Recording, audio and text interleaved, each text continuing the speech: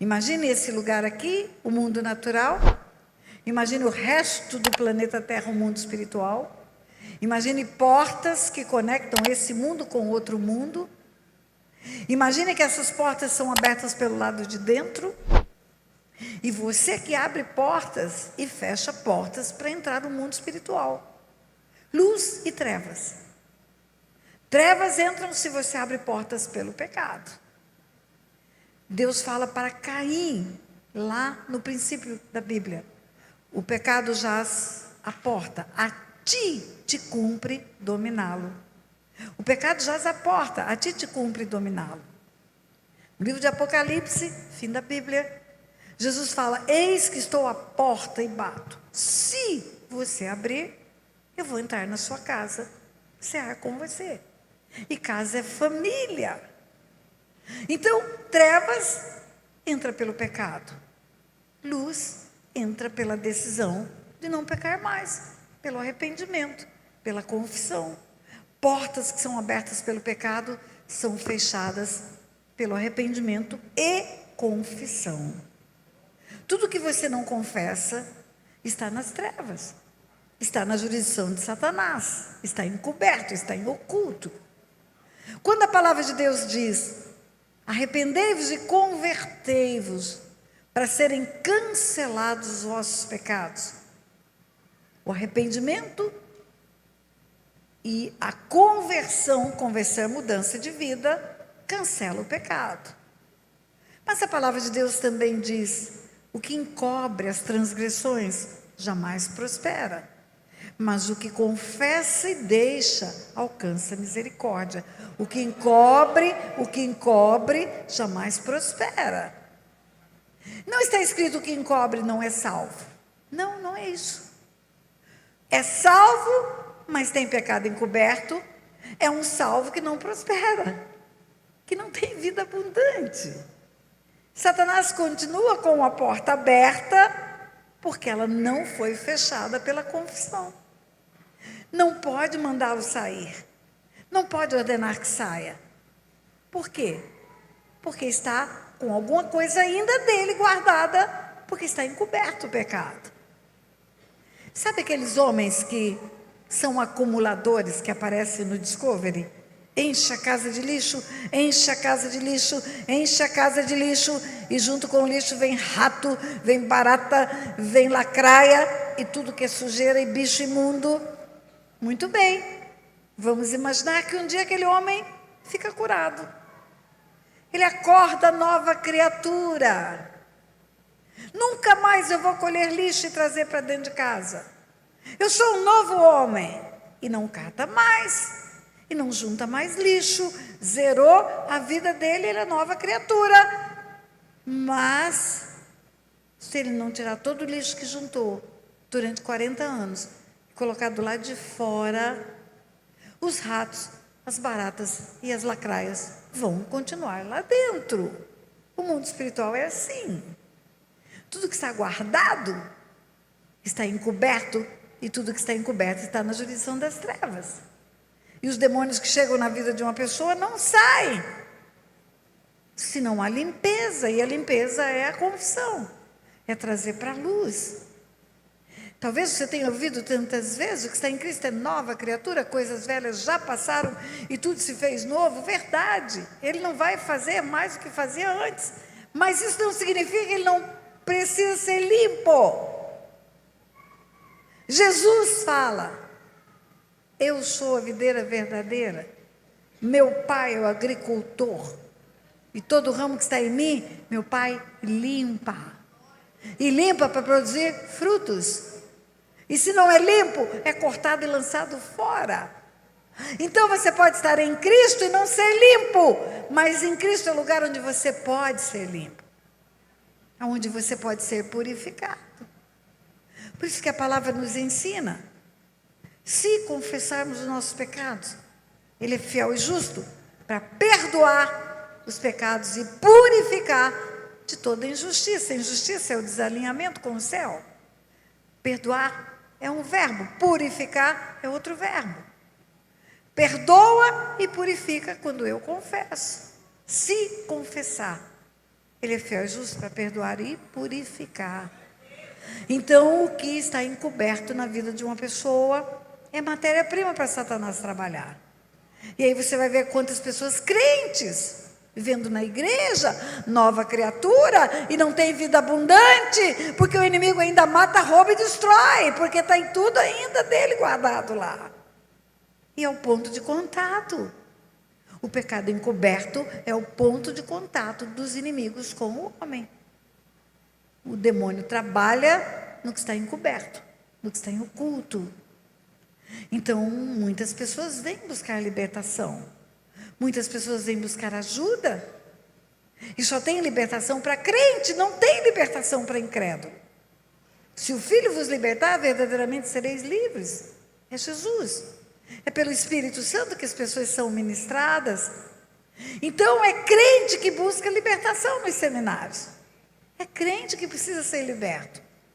E aí, eu imagino a vida de Maria Madalena com 7 demônios. Porque volta e meia a gente pega um crente com um demônio e o encrenca é grande. É grande. É doença. É casamento destruído. É vida financeira acabada. E Madalena entra para a caravana de Jesus. Madalena passa a viver uma vida de seguidora de Jesus. A Bíblia fala em Lucas capítulo 8, que na caravana de Jesus, além dos 12, haviam algumas mulheres que foram libertas de demônios, curadas, cita Maria Madalena, e muitas outras mulheres que serviam Jesus com os seus bens. Na caravana de Jesus tinha muitas mulheres, dentre elas Maria Madalena. E Maria Madalena acompanha Jesus todo o trajetório dele, enquanto ele anda na terra, todo o tempo.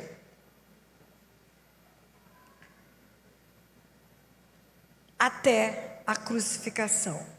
Ela segue Jesus até o fim. Ela era a ex-endemoniada. Eu posso imaginar 7 demônios na vida de uma mulher, faz ela ser promíscua, violenta, mentirosa, ardilosa, manipuladora, e etc, etc e tal. 7 demônios na vida de uma mulher faz uma encrenca na vida dela. Ninguém gosta dela, ninguém quer conviver com ela, ninguém acredita nela, porque o pai da mentira governa a vida dela. Mas ela vai para a caravana de Jesus. Ela chega no lugar onde pode haver mudança e dignidade. Aonde a mulher do Velho Testamento chegou, vem para o esconderijo do Altíssimo. Esse é o lugar onde pode haver virada. Mudou a história de Raabe, ela passou a ter uma genealogia bendita. Raabe, a prostituta de Jericó, é bisavó de Davi, e Jesus vem da raiz de Davi. Ela está na genealogia de Jesus, porque fez a escolha certa. Porque fez a escolha certa. Maria Madalena, 7 demônios.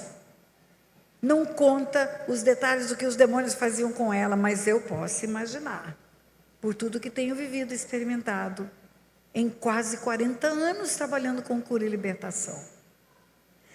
E agora Jesus vai para a cruz. Jesus é sepultado. Eu imagino a ansiedade que essa mulher ficou, porque a única coisa que ela fazia na nova vida era andar na caravana de Jesus. De aldeia em aldeia, de cidade em cidade. Viu ele ressuscitar morto, viu ele curar leproso, viu ele fazer paralítico andar, e viu todas as maravilhas que ele fez enquanto andou entre os homens. Mas ele morreu. E ele está sepultado, e ela está com o coração partido. E agora? Será que os demônios vão voltar? Porque foi ele que botou os demônios para correr. Eu não posso ficar sem o meu Senhor. Eu preciso dele. Capítulo 20 de João diz, logo depois do sepultamento de Jesus, final do 21, diz que as mulheres foram para casa, porque era o dia da preparação, era o dia do sexta-feira, do Shabbat Shalom. Depois que o sol se põe na sexta-feira, ninguém mais pode ficar na rua, mulher nenhuma podia ficar, elas tinham que ir para casa, só domingo, quando o sol nascia, que elas podiam ir para a rua. E aí, no capítulo 20, diz assim, no primeiro dia da semana, é o domingo, Maria Madalena foi ao sepulcro de madrugada, sendo ainda escuro. Por que está escrito sendo ainda escuro? Porque eu preciso saber que não havia ainda nascido o sol, ainda não havia acabado a restrição, e ela não aguentou, ela foi esperar o sol nascer já na frente do sepulcro, porque ela queria encontrar-se com o Senhor. E quando chegou, viu que a pedra estava revolvida, então correu e foi ter com Simão Pedro e com outro discípulo a quem Jesus amava. É o próprio João. João é todo cheio de si. Ele está falando que Jesus amava ele. Você pode falar que Jesus te ama sem problemas. Ela foi contar para João e para Pedro que o túmulo estava com a pedra revolvida, que alguém havia violado o túmulo. E ela corre e vai contar. E ela diz, tiraram do sepulcro o Senhor e não sabemos onde o puseram.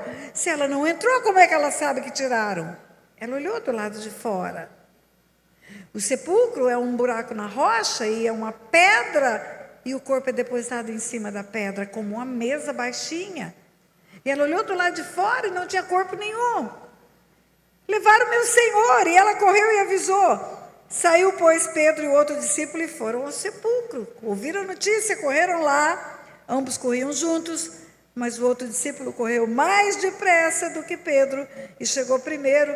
Por que tem esse detalhe na narrativa? Porque vai mostrar princípio de honra. Pedro chegou atrasado porque era mais velho. João era mais novo, João era a metade da idade de Pedro. Chegou primeiro, mas não entrou. Está escrito assim, ambos corriam juntos, mas o outro discípulo correu mais depressa do que Pedro, chegou primeiro, abaixando-se, viu os lençóis, todavia não entrou. Princípio da honra. O mais novo, dando preferência para o mais velho. No meio da caravana de Jesus existe princípio de honra, não esqueça disso. Você viu hoje honra aqui no altar. Não deixe de honrar as pessoas mais velhas. Não deixe de honrar aqueles que viveram mais e trouxeram o evangelho para você. Não deixe de honrar seus líderes. Não deixe de honrar. Olha, existe um jargão por aí que não é verdadeiro. Diz que a unção que você honra é a unção que você atrai. Isso é pregado para todo lado. Não é verdade. Eu honro toda a unção de todo servo de Deus e não atrai para mim essa unção. Eu honro a unção dos cantores, dos levitas. Eu honro a unção dos homens e mulheres de Deus que têm dom musical e nem por isso eu consigo tocar um acorde do violão. Não é verdade isso.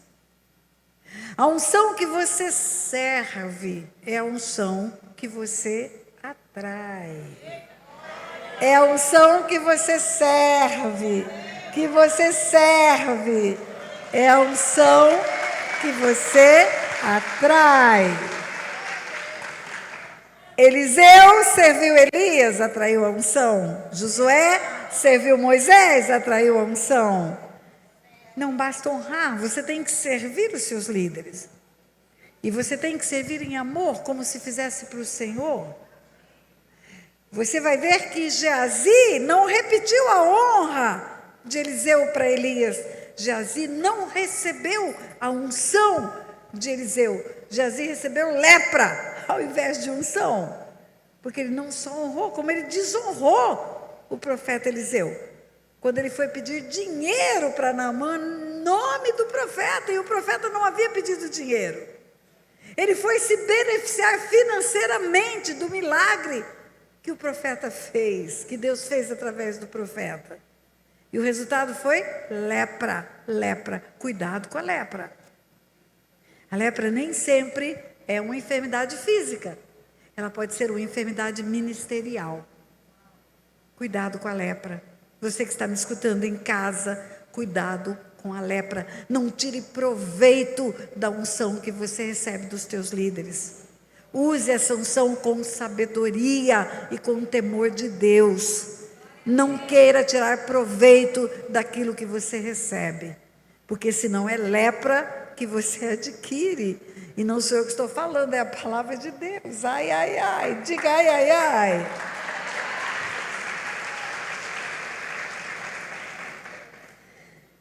Então Simão Pedro, seguindo, chegou, entrou no sepulcro e viu os lençóis. Pedro chegou depois, entrou e viu os lençóis. E o lenço que estivera sobre a cabeça de Jesus não estava com os lençóis, mas estava deixado num lugar à parte.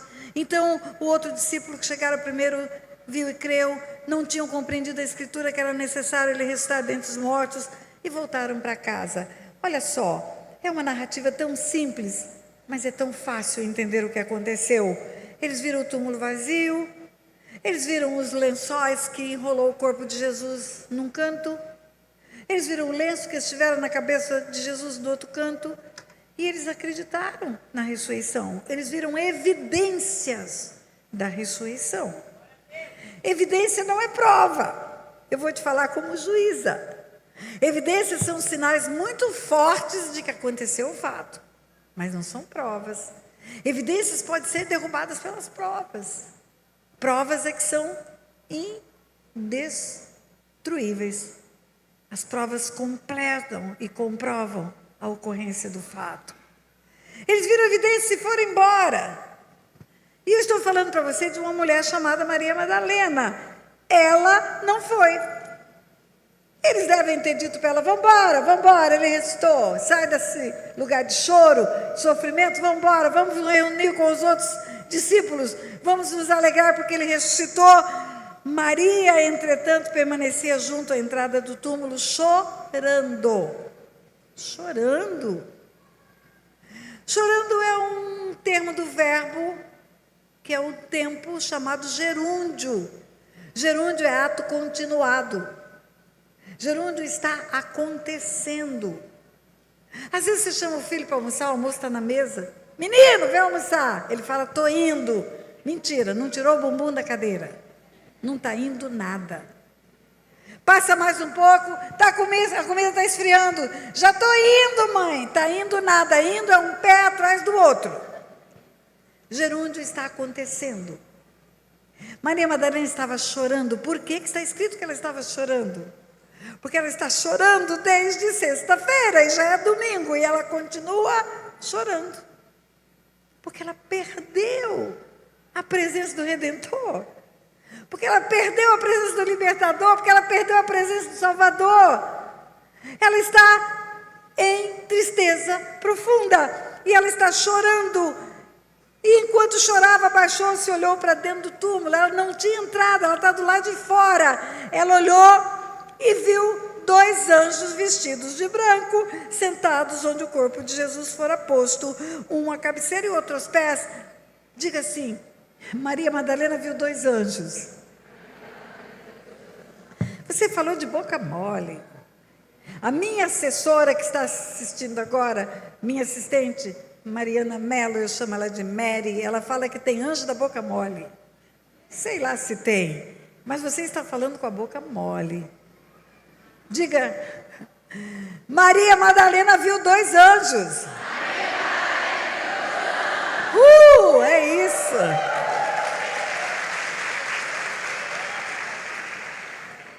Pedro e João não viram. Não viram. Eles estiveram lá dentro e não viram anjos. E Maria Madalena viu. Uau! Por que será, pastora?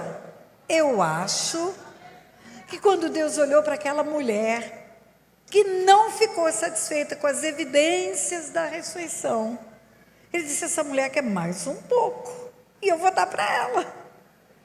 Eu vou deixar ela ver o mundo espiritual, eu vou abrir a visão espiritual dela, e ela vai ver o mundo espiritual. E ela viu. E se você visse 2 anjos, o que aconteceria? Uau, eu ia rodopiar, ia gritar.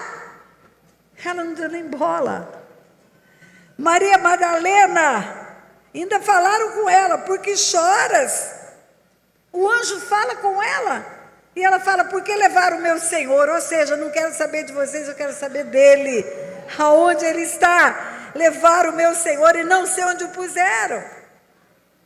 E aí, dito isso, ela voltou-se para trás e viu Jesus em pé. Ela não reconheceu que era Jesus. E perguntou-lhe Jesus, mulher, por que choras? A quem procuras? E ela, supondo ser ele o jardineiro, respondeu, Senhor, se tu o tiraste, me diz onde o Senhor o colocou e eu o levarei. Presta atenção, anjos não foram suficientes. Ela queria mais, ela queria ver Jesus. Eu acho que o pai olhou do céu e falou, meu filho, aparece para ela. Pode aparecer, porque essa mulher não vai parar de chorar aí na porta do sepulcro. Pode aparecer. Por que ela não reconheceu? Por que ela pensou que era o jardineiro? Porque a última visão que ela teve dele, ele estava destruído, cheio de hematomas, todo rasgado, sangrando. Ela não reconheceu porque ela viu ele inteirinho. E quando ela fala, Senhor, se tu levaste, me fala onde colocou, ele chama o nome dela, Maria. Ah, queridas, ela escutou ele falar o nome dela 3 anos enquanto ela andou na caravana. 3 anos ela escutou ele chamá-la pelo nome. Quando você tem intimidade com a pessoa no telefone, quando ela fala alô, você já sabe quem é. E eu acho que o nome dela era mais falado do que de qualquer outro daqueles que estavam na caravana. Porque ela precisava de mais conserto. Ela precisava de mais alinhamento. Certamente, no tempo dos 7 demônios, dormia de qualquer maneira, sentava de qualquer maneira, sentava de perna aberta. Jesus olhava para ela e falava, Maria, Maria, Maria, junta as pernas, Maria. Certamente, no tempo dos 7 demônios, Maria não ria ou sorria, ela gargalhava. Cá. E Jesus falava, Maria, menos, Maria, menos. Certamente no tempo dos 7 demônios, ela brigava com todo mundo. Tipo, dava um boi para entrar numa briga, para não entrar na briga, e dava uma boiada para não sair da briga. Jesus falava, Maria Madalena, perdoa, acalma-te, acalma-te. Quando ele fala, Maria, ela entendeu que era ele. E voltando-se disse, hebraico, Rabone, quer dizer mestre, recomendou-lhe Jesus, não me detenhas, porque eu ainda não subi para o meu Pai, vosso Pai. Mas vai ter com os meus irmãos e diz-lhes, subo para meu Pai, vosso Pai, para meu Deus, vosso Deus. Saiu Maria Madalena anunciando aos discípulos, vi o Senhor, e contava para eles da ressurreição.